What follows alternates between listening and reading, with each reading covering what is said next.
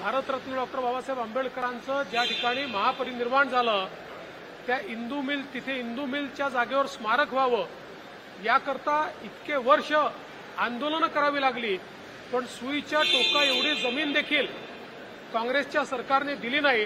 पण मोदीजी प्रधानमंत्री झाल्यानंतर आणि मी मुख्यमंत्री झाल्यावर त्यांच्याकडे गेलो, 3 दिवसामध्ये 2000 कोटी रुपयाची जमीन ही राज्य सरकारला दिली आणि आता त्या ठिकाणी स्मारक होत आहे।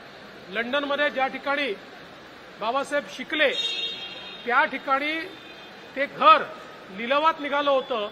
काँग्रेसच्या सरकारकडे अनेक संघटनांनी मागणी केली की हे घर लिलावात जाऊ देऊ नका, त्यांनी लक्ष दिलं नाही। पुन्हा आमचं सरकार आल्यानंतर ते घर आम्ही घेतलं।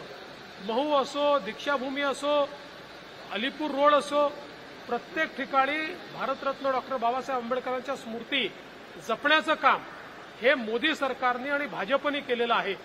काँग्रेसला फक्त त्यांचं नाव वापरायचं आहे आणि त्यांचं नाव वापरून राजकारण करायचं आहे।